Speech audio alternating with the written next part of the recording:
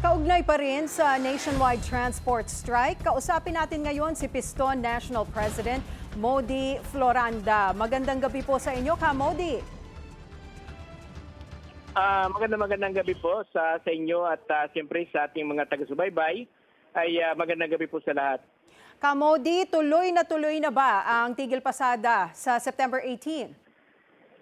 Tuloy na po yung ating ngayong darating na September 18, yung ating protesta at welgang transportasyon laban dito sa patuloy na paglaganap ng korupsyon sa hanay ng ating pamahalaan. At siyempre sa bahagi din tayo, ang mga driver at mga operator na biktima nitong usapin ng korupsyon, lalo na sa usapin ng tag-ulan. Ngayong tag-ulan ay talagang halos hindi rin tayo makapaghanap buhay at maraming mga jeepney at mga pampublikong transportasyon ang lumubog sa baha dahil dito sa usapin ng malalang korupsyon na ito, yung ating mga sinasabing mga flood control.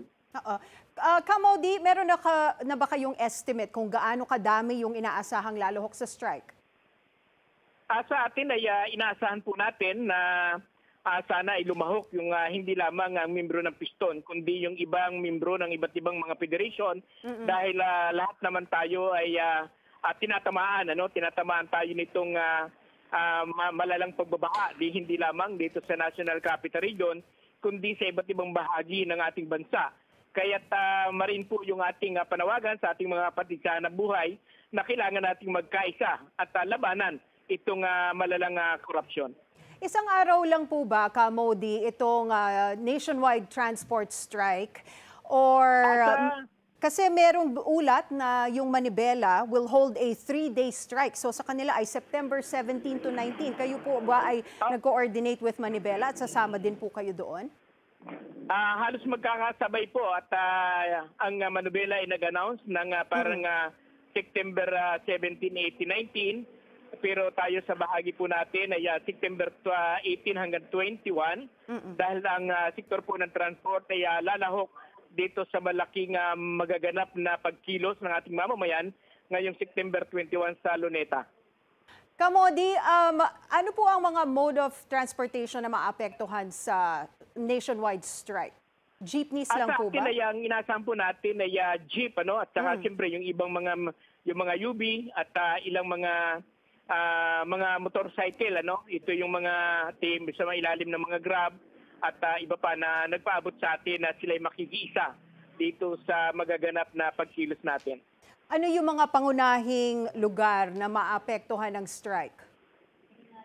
Kung dito po sa Quezon City ay magtitipon-tipon po ang mga driver at mga operator, hindi lamang ng mga jeepney, dito po sa may bahagi po ng Araneta sa harap ng Pergold. At meron din po sa bahagi po ng Manila, sa bahagi ng Baclaran at sa may Agoncillo. At meron din po sa bahagi po ng Alabang. At meron po sa bahagi po ng Pasig.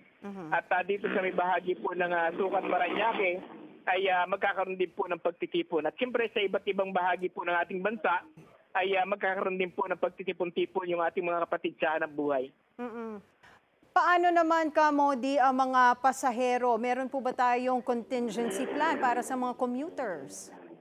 Sa atin ay ang panawagan po natin ay hindi lamang ito para sa interes ng mga driver at mga operator, kundi para sa interes ng ating mga mamamayan sapagkat ang nagsasaper dito sa matinding grapeng korupsyon ay yung ating mamamayang Pilipino. Dahil alam naman natin na sa ngayon ay talagang simpleng ulan lamang ay yung pagbaha ay talagang nasususpindi yung kabuhayan ng ating mga mamamayan, hindi lamang po ng sektor ng transportasyon. Kaya umaasa kami na mga mismong commuters, mismo yung ating mga mamamayan ay makikibahagi dito sa magaganap pong pagkilos natin.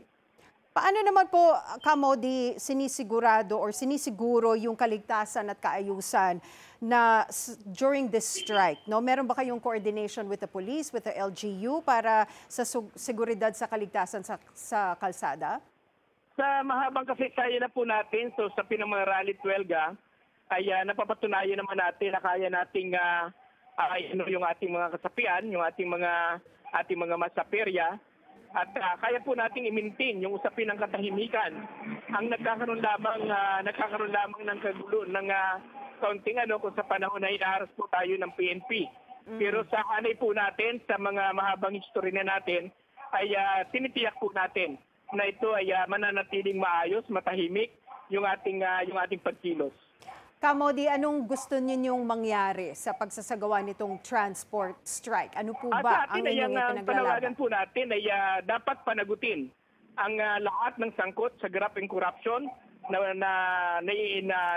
lumabas na mula sa Senado at Kongreso, ay sangkot dito sa graft and corruption hanggang sa Vice President, hanggang sa Pangulo, ay dapat ay talagang managot sila dahil ang linastay at niwaldas nilang pundo ay pundo ng mamamayan na dapat galing doon sa buwis ng mamamayan, dapat ibinabalik ito doon sa usapin ng pamamagitan ng serbisyo sa taong bayan. Usap-usapan nga, Kamodi, ang mga protest rallies na magaganap sa September 21. Kayo po ba ay sasali din dito? Tinitiyak po natin, hindi lamang dito sa National Capital Region, kundi sa iba't ibang bahagi ng ating bansa, kasama mga driver at mga operator ngayong darating na September 21. Ito po ay ika-53 years ng batas militar o ng martial law na idiniklara ni Ferdinand Marcos noong 1972. Mula noong 1972 hanggang sa kasalukuyan ay patuloy pa rin umiiral yung batas militar dahil patuloy ang panggigipit at pandarahas hindi lamang sa mga leader aktivista kundi sa ating mga ordinaryong mamamayan.